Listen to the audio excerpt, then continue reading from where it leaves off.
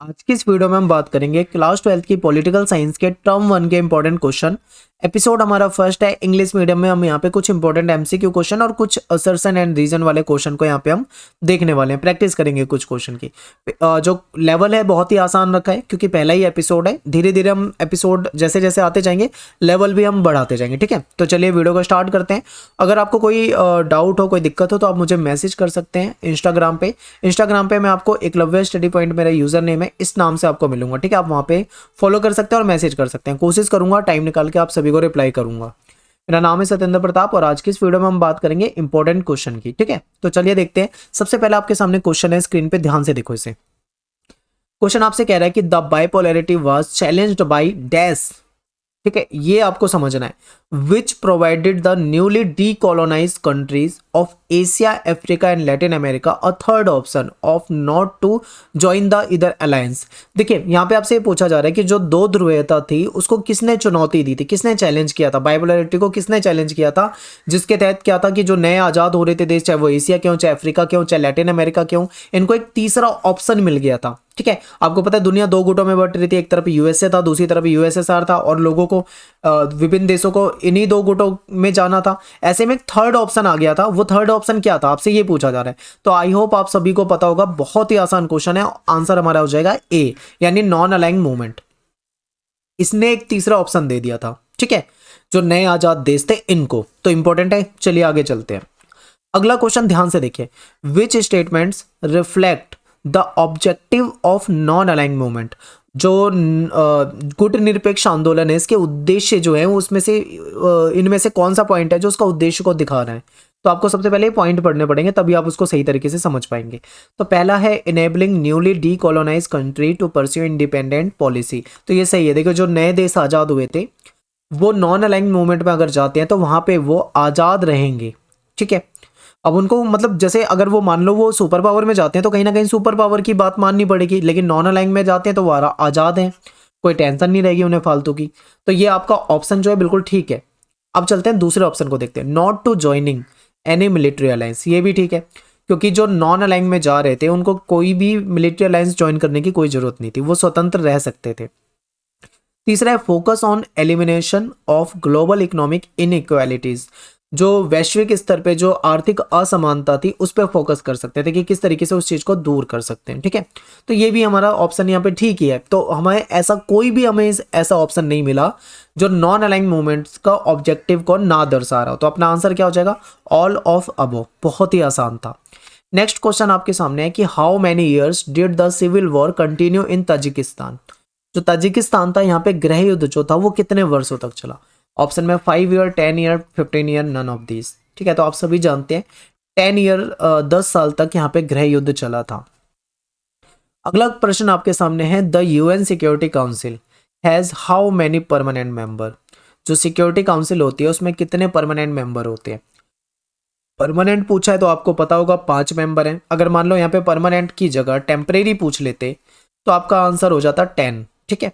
और परमानेंट कौन कौन से हैं? अमेरिका, ठीक है, चाइना, ब्रिटेन, रसिया, फ्रांस, ये सारे आपको याद होने चाहिए।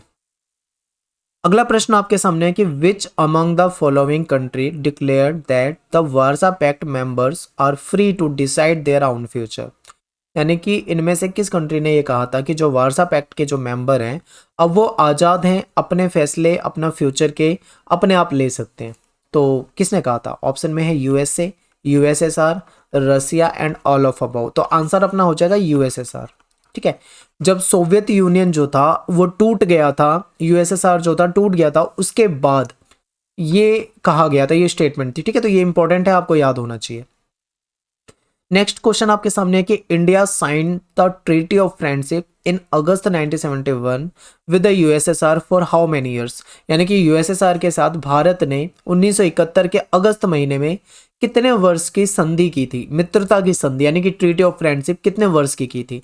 ऑप्शन में है 10, 20, 25, 30। तो आप आंसर कर दोगे कि ये 20 ईयर्स की थी, यानी 20 साल की पॉलिसी थी, या आप कह सकते हो 20 साल की ट्रीटी थी।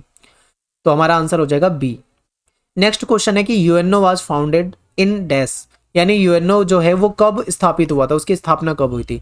1940 में, 1945 में, 1961 में या 1995 में? चार ऑप्शन आपके सामने है। तो अपना आंसर क्या हो जाएगा? 1945। 24 अक्टूबर 1945 यानी 24 अक्टूबर 1945 को यूएनओ जो था वो स्थापित हुआ था, ठीक है, फाउंडेड। और अगला क्वेश्चन देख लेते हैं, रीजन एंड असर्शन वाला क्वेश्चन है। ये आपके जो सिलेबस में नए क्वेश्चन जुड़े हैं, इसको भी आपको समझते हुए चलना है। तो एक बार क्वेश्चन को ध्यान से देखिए।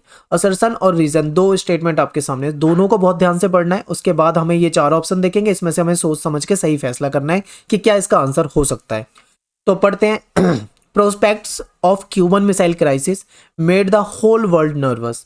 ये जो क्यूबन मिसाइल क्राइसिस हुआ था, इसने पूरी दुनिया को, इसके जो संभावनाएं ऐसी बन गई थी कि पूरी, मतलब इस दौरान आपको पता ही दोनों महाशक्तियां आमने सामने आ गई थी। एक तरफ यूएसए था, दूसरी तरफ यूएसएसआर, और ऐसा लग रहा था कि इन दोनों के बीच में वॉर हो जाएगा, यानी जो वॉर की जो संभावनाएं थी वो बहुत ज़्यादा बढ़ गई थी। तो ऐसे में पूरी दुनिया जो थी बहुत ज़्यादा नर्वस हो गई थी, ठीक है। तो ये स्टेटमेंट क्या सही है? तो ये ए जो है हमारा बिल्कुल ठीक है, यानी असर्शन जो है अपना बिल्कुल ठीक है, परफेक्ट, कोई कमी नहीं है।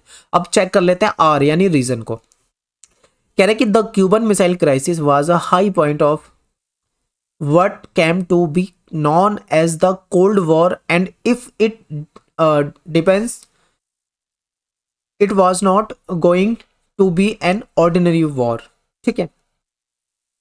देखिए यहां पे ये कहा जा रहा है कि जो क्यूबन मिसाइल क्राइसिस था ये एक हाई पॉइंट था, चरम बिंदु था, ठीक है। और यहाँ पे मतलब एक ऐसी सिचुएशन बन चुकी थी, आपने पढ़ा होगा चैप्टर में, कि लग रहा था कि भाई अब तो इनके बीच में जो युद्ध है वो होकर रहेगा, ठीक है। और अगर ये युद्ध हो जाता ना तो कोई ये मतलब ये आम युद्ध नहीं होता। आपको पता है दोनों ही सुपर पावर थे, एक तरफ यूएसए बहुत ताकतवर था तो दूसरी तरफ यूएसएसआर बहुत ताकतवर था। अगर ये युद्ध हो जाता ना तो तबाही मच जाती, समझ रहे हो ना, कितनी तबाही मच सकती थी। तो ये है, क्या ये इसको सही से एक्सप्लेन कर रहा है? यस, एक्सप्लेनेशन भी ठीक है, बिल्कुल उससे रिलेटेड ही है। तो अपना आंसर क्या हो जाएगा? Both A and R true और R is the correct explanation of A, यानी कि अपना ऑप्शन जो ए है यहाँ पे ठीक हो जाएगा, ठीक है। अब सेकंड क्वेश्चन देख लेते हैं, इसको भी ध्यान से पढ़ते हैं। नाटो वाज एस्टेब्लिश इन अप्रैल 1949, क्या ये सही है? 1949 में नाटो स्थापित हुआ था। तो ये हमारा बिल्कुल सही है, इसको ठीक कर देंगे, इसमें कोई कमी नहीं है। अब चलते हैं हम आर को देखते हैं, यानी रीजन को देखते हैं। It was an association of 12 state, 12 देश थे इसमें, विच declared that armed attack on any one of them in Europe or North America would be regarded as an attack on the all of them, ठीक है। each of these state would be obliged to help the other, यानी कि इसमें ये कहा जा रहा है कि आपके सामने ध्यान से देखिए कि ये जो नाटो था इसमें 12 सदस्य देश थे और ये घोषणा की थी इन्होंने कि अगर हम में से, ठीक है, किसी एक पे भी हमला होता है तो उसको अपने ऊपर हमला मानेंगे और मिलकर एक दूसरे की हेल्प करेंगे, मदद करेंगे। तो ये शॉर्ट में बता दिया। क्या ये इसको एक्सप्लेन कर रही है? स्टेटमेंट बिल्कुल कर रही है। तो यहाँ पे भी अपना आंसर क्या हो जाएगा? ए आंसर जो है वो बिल्कुल ठीक हो जाएगा। ये आपको यहाँ पे समझना था, ठीक है। तो यहाँ पे हमने करें कुछ इंपॉर्टेंट क्वेश्चन, ऐसे ही आगे एपिसोड आते रहेंगे, उसमें मैं आपको कई तरह के क्वेश्चन कराऊंगा, जैसे मैप के क्वेश्चन हो गए या और कई तरह के क्वेश्चन है। हर तरह के क्वेश्चन हम यहाँ पे प्रैक्टिस करते हुए चलेंगे। वीडियो को ध्यान से देखें, लाइक जरूर कर दें, कॉमेंट एंड शेयर। मिलते हैं नेक्स्ट वीडियो में आपसे। Thanks for watching. जय हिंद, जय भारत।